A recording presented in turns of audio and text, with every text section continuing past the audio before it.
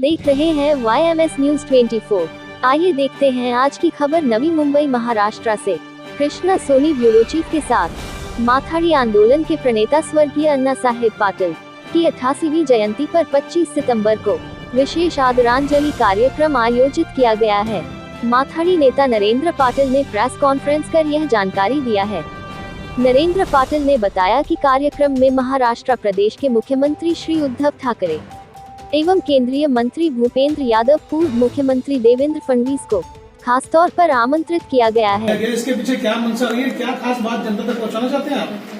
25 सितंबर को माथाडी कामगार के जो नेता है स्वर्गीय आमदार अण्णासाहेब पाटील, उनकी जयंती 88वीं जयंती नवी मुंबई में APMC मार्केट में हम यहाँ पे सेलिब्रेट कर रहे हैं। इस कार्यक्रम के माध्यम से जो हमारे माथाडी मजदूर है उनको हम माथाडी भूषण ये पुरस्कार देने वाले हैं। पहली बार देश के कामगार नेता, मजदूर के नेता, केंद्रीय नेता आदरणीय भूपेंद्र जी यादव साहेब इस कार्यक्रम को आमंत्रित किए गए हुए हैं, क्योंकि जिस तरीके से राज्य में कुछ माथाडी कामगार के प्रश्न है वैसे केंद्र में भी है।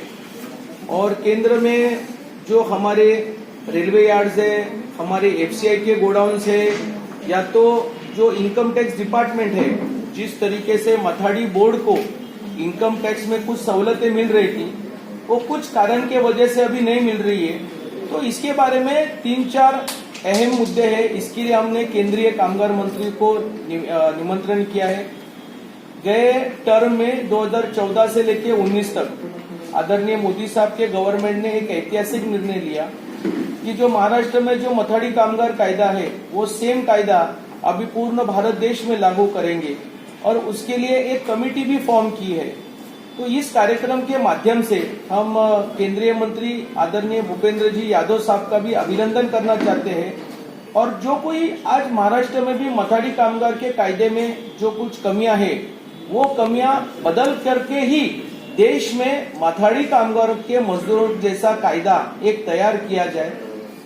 आपने अगर देखा होगा कि ई श्रम ये पोर्टल केंद्र से शुरू किया गया है, जिसमें काफी लोगों ने, काफी मजदूरों ने उसके अंदर सहभाग लिया है। तो जो केंद्र भारत देश के अलग अलग क्षेत्र में काम करने वाले मजदूरों के लिए अलग अलग योजना ला रही है, उस तरीके से महाराष्ट्र में जो महाराष्ट्र के सीमित कायदा है उस कायदे में काम करने वाले मजदूरों के लिए, माथाडी कामगारों के लिए भी कुछ केंद्र की योजना इसमें लाए, जिसके वजह से इन माथाडी कामगार को भी केंद्र की कुछ सहूलतें मिली। देखा जा रहा है कि सरकार जिस तरह से सरकारी संपत्ति प्राइवेट हाथों में सौंपते जा रही है, आपको लगता है कि इससे जो कामगार हैं वहां पे उनके जीवन पर कुछ खास असर पड़ेगा? प्राइवेटाइजेशन तो हमारे इस देश में जब जब सरकार बदली है तो प्राइवेटाइजेशन को इधर ज्यादा इम्पोर्टेंस दिया गया है। उसका कारण है कि कई वक्त पे प्राइवेटाइजर इनसे मैं बोलूंगा कि फॉरेन डायरेक्ट इन्वेस्टमेंट FDI, ऐसा मैं कहूंगा। ये सच है कि फॉरेन डायरेक्ट इन्वेस्टमेंट के वजह से जो देश में अलग अलग व्यवसाय में जो हमारे भारतीय काम करते हैं उनके ऊपर बहुत बड़ा परिणाम होता है। क्योंकि हम अगर फॉरेन कंट्री को अगर कंपेयर करेंगे कि उधर का रेट ऑफ इंटरेस्ट और उधर के फंड्स बहुत कम है भारत के देश से, मतलब उनके पास फंड ज्यादा है, रेट ऑफ इंटरेस्ट कम है, इसीलिए वो लोग कम ब्याज में हमारे देश में गुंतवणूक करते हैं। परंतु उसका परिणाम भारत में होता है, अलग अलग व्यवसाय में होता है। फिर भी देश तो चलाना है और उसके अंदर जो कुछ कमियां हैं उसको सुधारने के लिए हम मजदूर नेता हमेशा देश से बात करते हैं, देश के अलग अलग डिपार्टमेंट से बात करते रहते हैं। तो मेरे ख्याल से इनको बुलाने का एक कारण वो भी है कि भाई ये माथाडी कामगार कायदा भारत देश में लगाते वक्त इसको पूरा ताकत मिलना चाहिए। सर, जिस तरह से सरकार का ये जो प्रयोग है, आपको लगता है कि सफल रहेगा? अगर असफल हुआ तो क्या होगा? केंद्र या राज्य?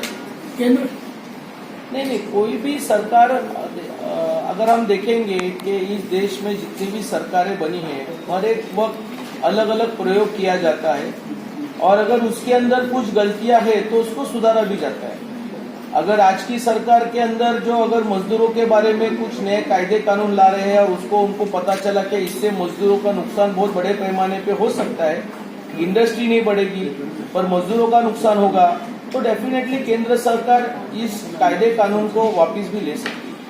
तब तो किसानों के जो मुद्दे हैं अब तक हल हो जाने चाहिए थे।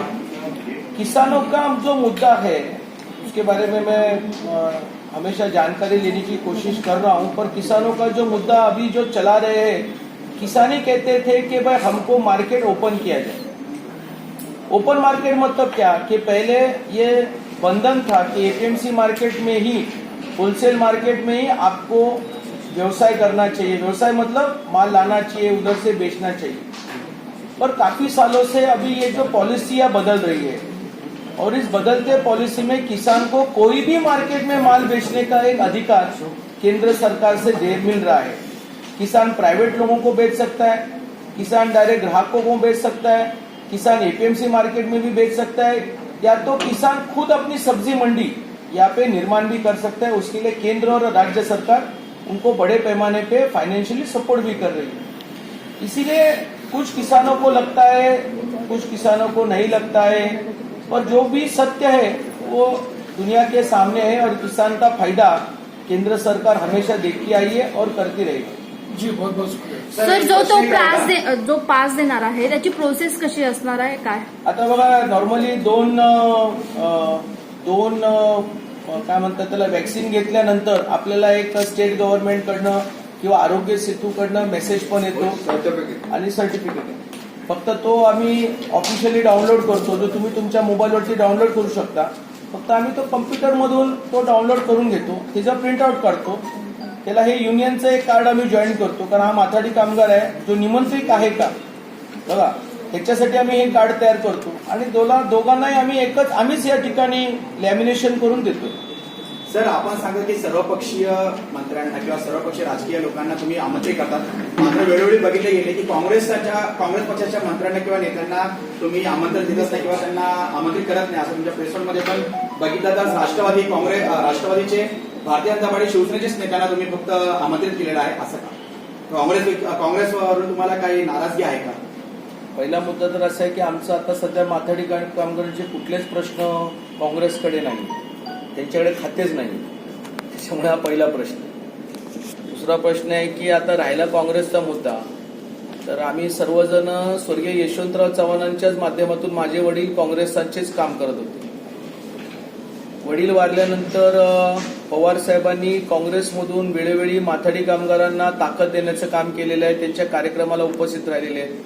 किंबहुना स्वर्गीय वसंतदादा पाटील असतील, सुधाकरजी नाईक असतील किंवा विलासराव देशमुख असतील, हे सगळी मंडळी माथाडींच्या मेळाव्याला येत होती, समजून घेत होती. पण आताचे जे काँग्रेसचे नेते आहेत ह्यांनी माथाडी कामगारांच्या भूमिका, त्यांचे प्रश्न समजून घेण्यासाठी हे सदैव काँग्रेसची मंडळी, माथाडी कामगार राष्ट्रवादीच्याच मागे असतो, तर कशाला यांच्या कार्यक्रमाला जा, कशाला यांचे